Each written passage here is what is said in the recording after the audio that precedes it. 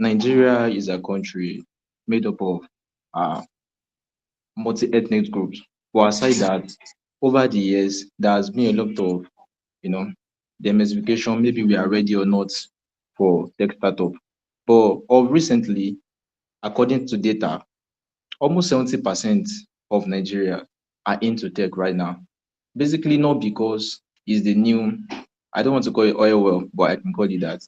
But basically, as it starts right now, tech is live and tech has really gained a momentum all over the world. And we can see this in a whole lot of our day-to-day life. Tech is even like is life, is like our day-to-day life. And there's a whole lot of startup in Nigeria that are making waves, just like you said the other time. We have the Flutter Wave, Money Point, we have a whole lot, just to mention but a few. So this has really shown, and one of every Nigeria youth right now are being inclined when it comes to tech. Maybe you're talking about data analysis, you're talking about dev, you're talking about UI UX designers, you know, you're talking about in every ramification. So this has already shown us that Nigeria, even right now, we are even competing with the global village. That's why I think the new Silicon Valley in Africa is in Lagos State, and I think Lagos Freetown Zone or something like that. I think it's going to start. It has even started. So there's a whole lot of investment in tech. There are a lot of opportunity in tech, and which Africa and Nigeria has really tapped so much from it. So it is not against saying that we are ready for tech and we are really dominating the tech space at the moment. So these are just few points of mine for the moment. Thank you.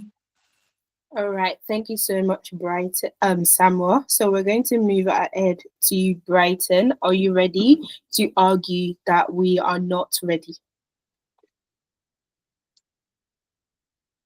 Yeah, I think I'm ready. Okay, I'm going to start the timer. So you have 2 minutes to give us a summary or an introduction. Starting now. Okay. So good evening, everyone. My name is Brighton Nenga. So yeah, why I believe Nigeria is not ready. Well, tech tech space goes beyond just having talent.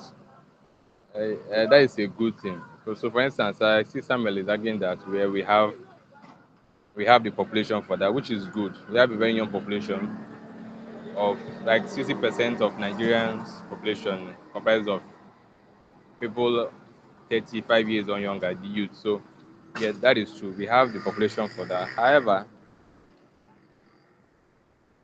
the larger population of Nigeria lacks basic education. Uh, I don't have the exact stats, all right? But I recall one time Nigeria has the highest number of out of school children in the world. I don't remember the exact million. So, in terms of basic education, learning how to read and write, learning how to compose simple structured sentences, many Nigerians can't do that. Now, if they can't do something as basic as that, imagine how it would be like in the tech space. So the crux of what I'm trying to say is, yes, we have the population, right, which can translate to talent.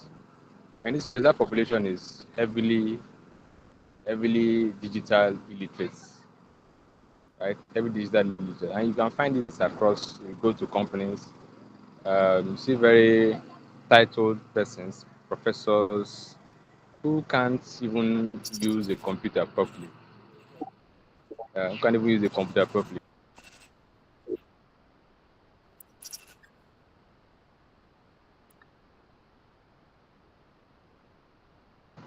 So we have, and these are just examples. And go to the youth, maybe people across your street.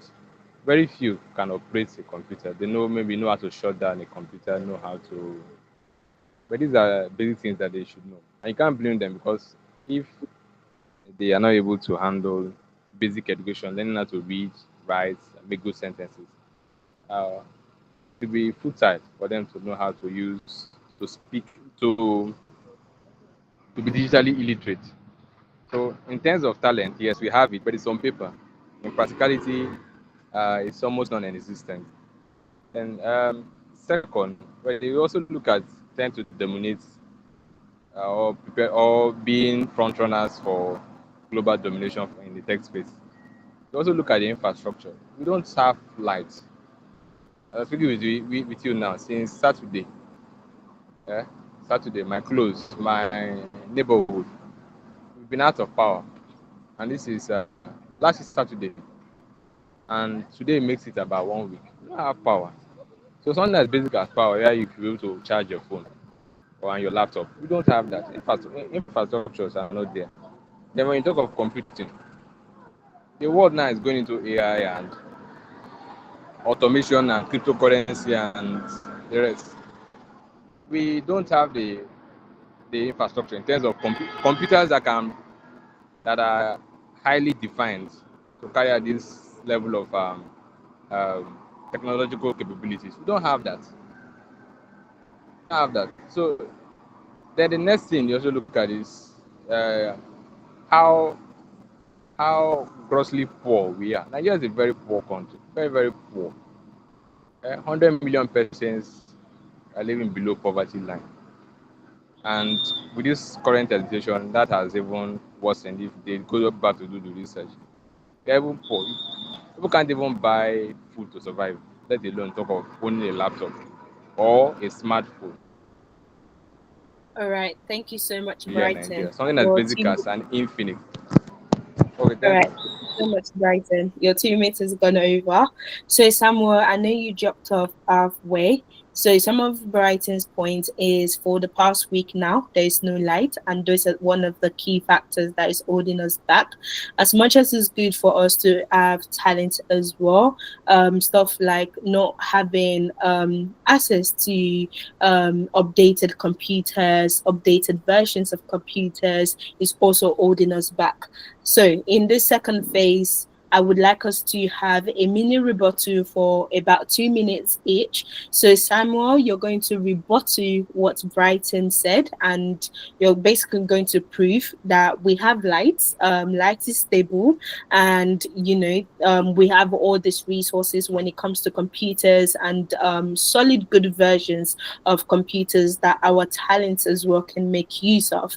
And then Brighton, you're going to rebuttal what Samuel said about us being ready and the likes of leaders and tech startup that we have in Nigeria that are driving movements in the society and also being a policy maker. All understood, guys? Yes, I understand. I'm with you.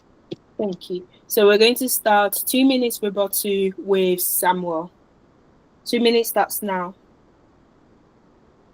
Okay, there's this common saying that if there is a will, there will always be a will. Despite the limitations we are having as a continent, as a third world country, as a developing countries, having our own lapses when it comes to power, epilepsy power supply, high tariff rates in data purchase and the likes. However, uh, these are not a basic constraint because there's always, just like I said the other time, there's always a way when there's a will, and which we can see um, that there are a whole lot of people, even though in every problematic society, just like we find ourselves in Nigeria, there is always people thriving in that society, and it is even um, as a as a as a tech person, these are some of the problems that we can tap into all these niche to create a more conducive environment, because it is problem that creates solutions, and that's where as a tech person we have to create solutions, we have to create values. Though we're having the issues of power supply, but it's not every day or every society, like every communities, that all these things are. And there is a rapid development. If you have to compare Nigeria power, like what we have in 10 years ago, like a decade ago, to what we have right now, there has been like there's a huge lacuna, like a huge gap to cover. Just like I was reading sometimes ago, because we deal with facts not based on hearsays. Um, there have been a whole lot of additions to the megawatt being produced by Nigeria. Before it was 4,000. Right now, uh, Geregu Power Plant has increased its own power surge to, I think, from 4,000 to 2,000, while other power source has also increased. And this has really makes our power to be much more durable like, than what we have before. Talking about this network provider, before we are, Thank we you are so just jet lagging when it comes to service, like the network, we are using 2G, but right now we are having 5Gs and the likes. So we are almost there. Though we might claim that we are not there, but we are almost there. And this has really shown us that we are ready when it comes to tech. All These are right. some of my few points. Yes. Thank you so much, Samuel. So we're going to hand over the mic to you, Brighton. Guys, once you hear the alarm, you basically have to stop speaking. So we're going to go ahead to Brighton to rebut some of Samuel's points. Are you ready, Brighton? Yeah, at some point I lost network, but so Sam, I don't know. So can you just like give a recap of what the rebuttal? Sorry. Okay. Are you with me? Can you hear me now? Yeah, yeah, it's better now. Okay, I said some of the few points you made mention of, like power and data, high data tariff and the likes. I said these are some of the values that we need to cover as a tech person. And the reason why I said we are ready, just like I mentioned earlier on, but you could not hear me, is that when it comes to power, what power is right now, it is not what it used to be like a decade ago. There has been a huge gap, like a huge development when it comes to it. Like few years ago, you can't compare the level of light we have, what we enjoy in Nigeria, to what we have right now. If only we are just trying to, and I was trying to just oppose my point the other time by citing Geregu power plants that they were generating less than 2,000 megawatt before. Right now, I think they should be in 4,000 to 5,000, and this has really increased their own profit as well. And when we are talking about network provider as well, when you yarn, or when you are looking for something that of quality, definitely quality comes with a cost. So basically, before we are using 2G, 3G, whereby for you to download on something of 100 gigs, you have to, wait for maybe an hour or so. But what we have right now, between a tinkle of an eye, you can download something of between, like minutes. You can download something of 1 gig, 2 gig, even 100 gig as well. So these things are not rocket science. It is based on development, and it already shows that we are ready. Because right now, Nigeria, we are competing even with the world. That's why if you are looking for one of the best when it comes to cyber security, when you're looking for one of the best when it comes to data analysis, when you are looking for the best when it comes to UI UX, even in our what's it called entertainment industry, you can see it.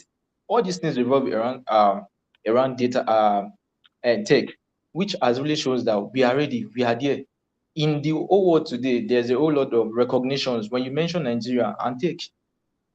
When you mention names like Jimmy, Aboyeji, and all other names, you can see a lot of investors coming to Africa to even invest. You see investors from US, UK, and the likes. So this shows that like we are ready. And this already shows that all these things that we see as a problem, they are not really a problem.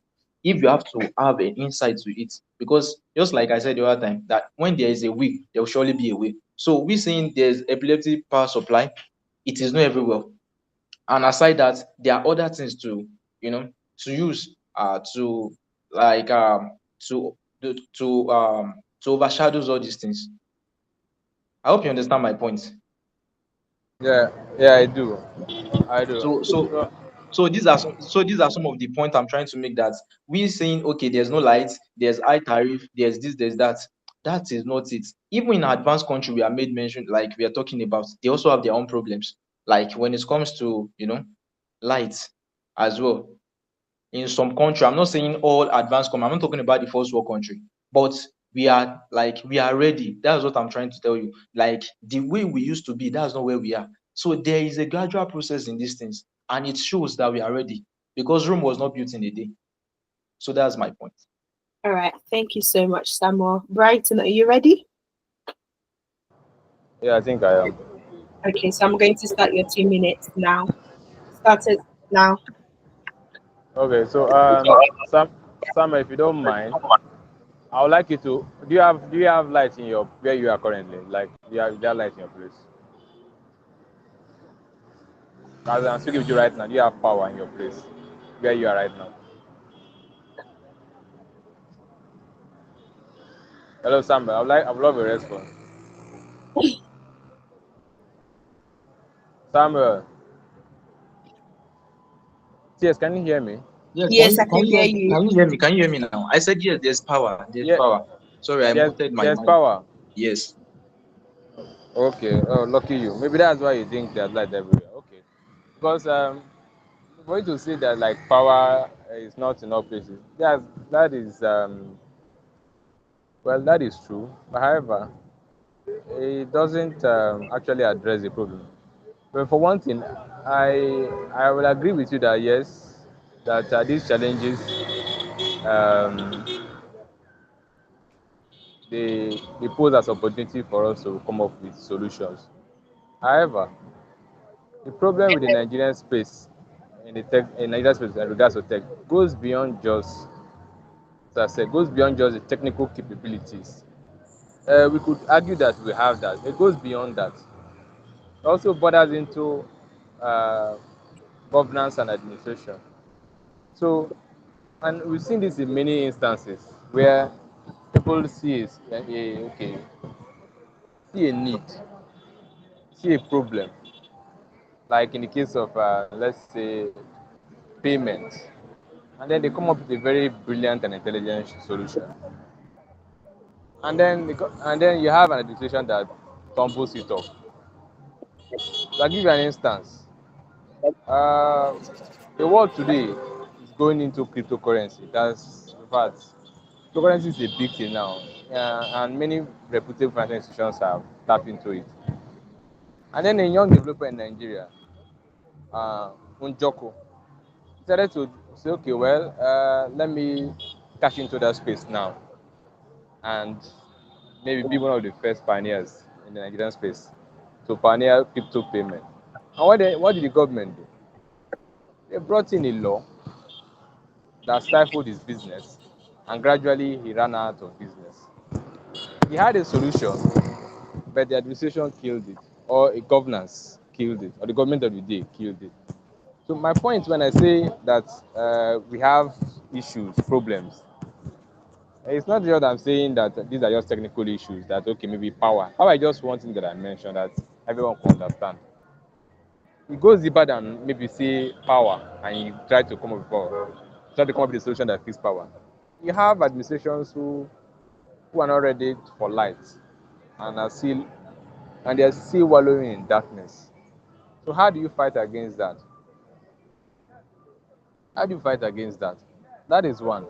Second, uh, you say we are growing, but you also compare your growth with the rest of the world. Because you're talking about globally, you're not talking about Nigeria becoming a tech, already for tech leadership in maybe West Africa. You're talking about the globe. You look at the countries they are competing with: China, Japan, US, the Singapore, and UK, France. Those guys, those guys, you are growing. Those guys they are moving like cancer cells. They're moving like cancer cells. For instance, US they brought ChatGPT, and then in no time, within 3 years or so, or thereabout, China came up with their own DeepSeek that has become a competition. So these are the guys they are competing with, and they are competing with these nations that, as I said, they are moving like cancer cells. And while you are just growing as a minority child, perhaps with patriarchal, that's the kind of growth we have. Nigeria has against someone that is moving like cancer cells.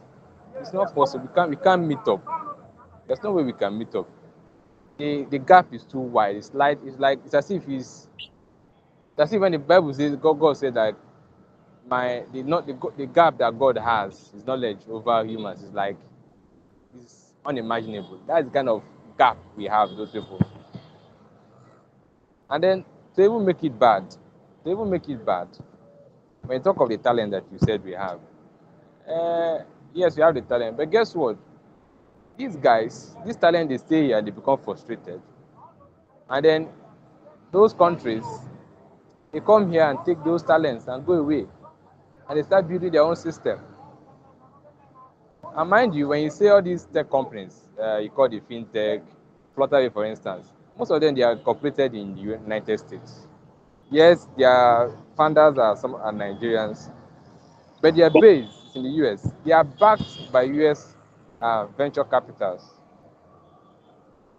So invariably, uh, the the financial gains of those business largely are flowing out of Nigeria to the US. What they are just doing here is more of consuming consumption, and we consuming their product. However, they take the profit and they sell it to US. So I don't think there's any way that as of now we can say Nigeria is ready for tech growth in the world. We are not even ready. But we are still sleeping. Still sleeping. Still sleeping. If you can say maybe Nigeria is ready for tech growth in, let's say, in West Africa, that could be an argument that I may want to support. But when you say in the world, the likes of China, the likes of US, the likes of UK, how many of the tech guys that are very sound, that work with most tech companies here in Nigeria? And how many tech companies do we really have that are like Nigerian based? Maybe you can even name them with your 5 fingers. Maybe Flood InterSwitch, and maybe Paystack, and then perhaps you have CWG. The other tech companies are more into tech sales. So we don't have that many. So the problem, once again, my point I'm saying, the problem we see there are issues in Nigeria. It goes beyond just saying there's power issue. Okay, how do I fix power? Yeah, you fix the power. Will the government allow you solve the problem? Will the administration allow you solve the problem? Those are the issues. So it's multifaceted issue. It's not like you just pull one plug and everything is fixed. It's All not. right. Thank you so much, Brighton. Thank you so much, Brighton. So we're going to go into the final one. So the final one is basically for you to share whatever that's left. So we're going to start with Samuel. If you could give us a roundup of your debates, and also Brighton will give us a roundup of his debate as well. So I'm going to give it 4 minutes because I don't think 2 minutes is enough for both of you. So we're going to start with Samuel. Let's go with summary and rounding up your arguments. Are you ready, Samuel? Okay, yes, I'm ready. All right. Your 4 minutes starts now. Okay. Basically, based on what he has said, one thing about being ready or not being ready, it is not all about the problem that is there.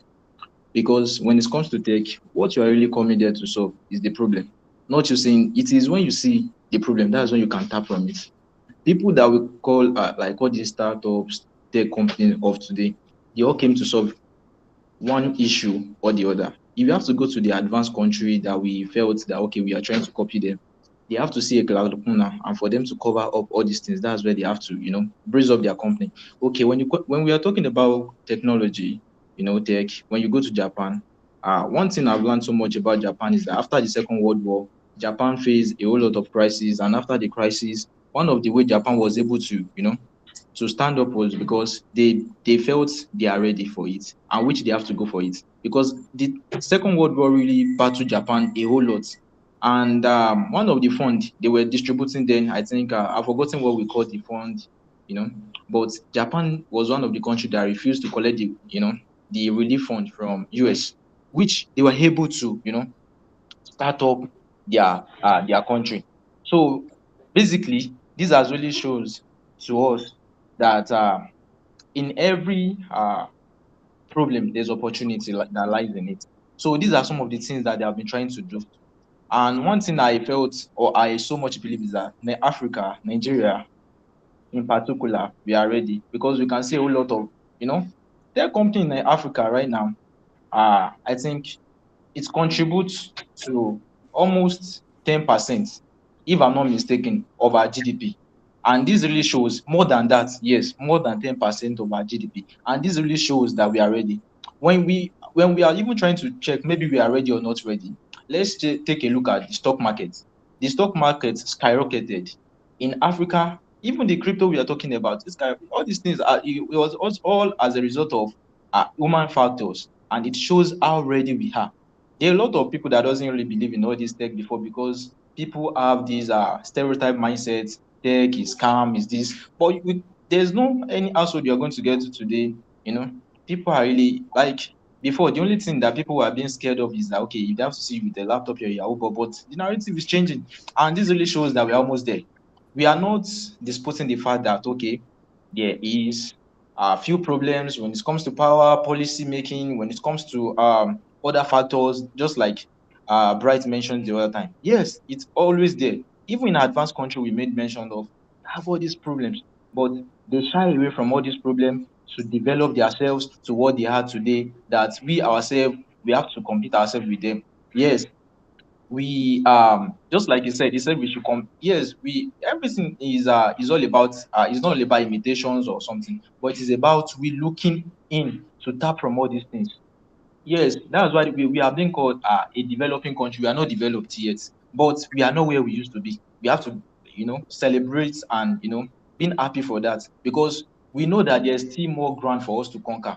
But that we are not ready, it is, I don't want to say it's an overstatement, because it doesn't correlate with what we have. Because when you are debating, you have to come with facts, and the facts also comes with figures, and we should not shy away from the fact that things are not like when it comes to transferring of money before, during the cash crunch issues, all those things, that money point have to come in view. Before then, you have to transfer money. You might not even be able to even know. Maybe that sometimes it takes days. But right now, we can see what we are having right now in Nigeria, and it has, and I think last year there was also an integration of banks, for them. This has really shows a whole lot. If I keep on mentioning, from it's going to take days before because there is a whole lot of, a whole lot of points that shows that we are ready, and Nigeria is the next big thing. So these are few points of mine. Thank you so much, Samuel. So we're going to go over to Brighton. 4 minutes. That's now Brighton.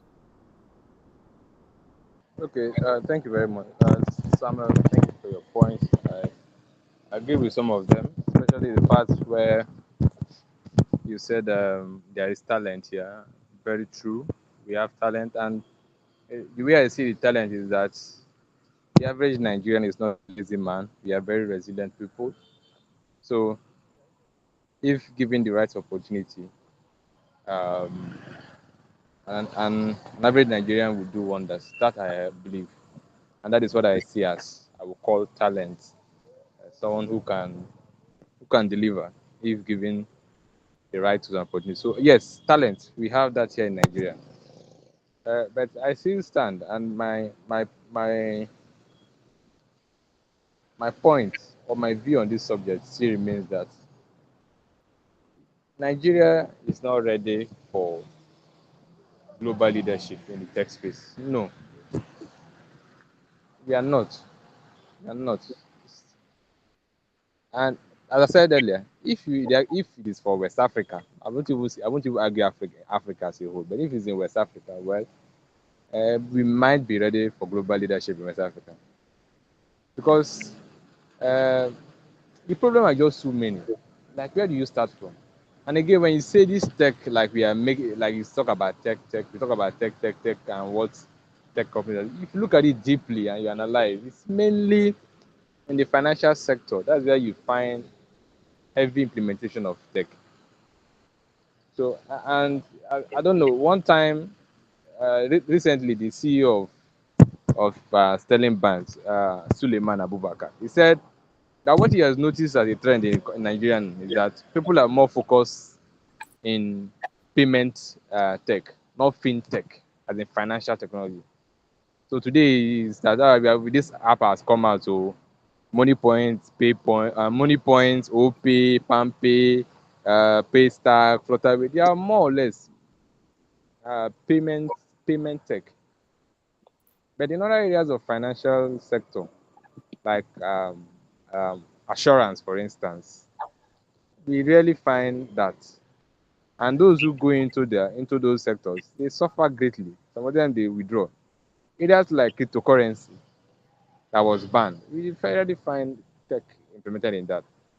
So tech here in Nigeria is mainly fintech, honestly, mainly fintech. We don't have tech in other sectors like uh, maybe even in manufacturing. You go to how many manufactured products do you see? I mean manufactured products do you see here in Nigeria being used? Toothpick, as common as toothpick, is imported. Eh? Toothpick is imported. And then you go to agriculture. This age where people are using machine learning and AI to monitor, um, to go into full agriculture, like using machine learning and AI. I saw one that's on YouTube where someone was able to design a machine with a camera, a harvester with a camera. That's without guidance. The harvester can just look at the plant and realize that okay, based on the model it has been trained, that this plant is ready for harvest. You don't have that. You see how people using hoes to dig. We're talking about tech. So I want to make the point clear that tech here in Nigeria is mainly fintech. Nothing more, nothing less, mainly fintech. And you see the big guys, the unicorns that we have here in Nigeria. Check, sit down and calculate unicorns that are come out of Nigeria.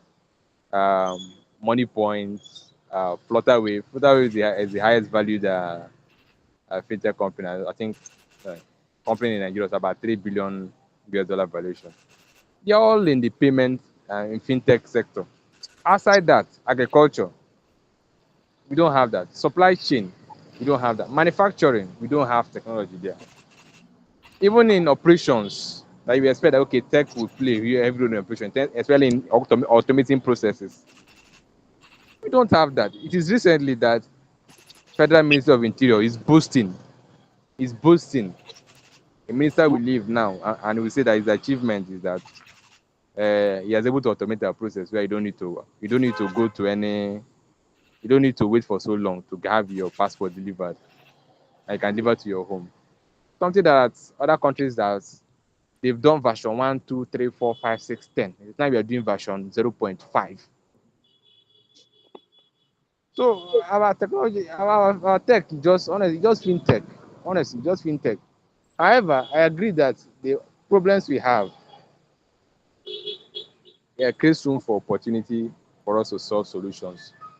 And we should think inward in how to solve these solutions. That I agree with you honestly. The challenges here, it's an opportunity for growth and an opportunity for us to harness those things. But we should move the notion that Nigeria as a country is ready for global leadership, for global tech leadership. No, nah, no. It's, like how? In what universe? What All universe? right. Thank you so much, Brighton, for your point of view as well. So we're going to round up, and thank you for sharing exactly for that we are ready, and also proving your point on these are the key factors that are holding us back. Every perspective is clearly outlined and also taken into consideration. So thank you very much. And I believe that we both slightly, or all three of us in here, do slightly agree with each other. The main point is us having to have a conversation and also discussing about it in the most appropriate manner, and also letting other people know about different points of views, and also accommodating to those different points of views as well. So we're going to round up, and this brings us to the end of our first debate.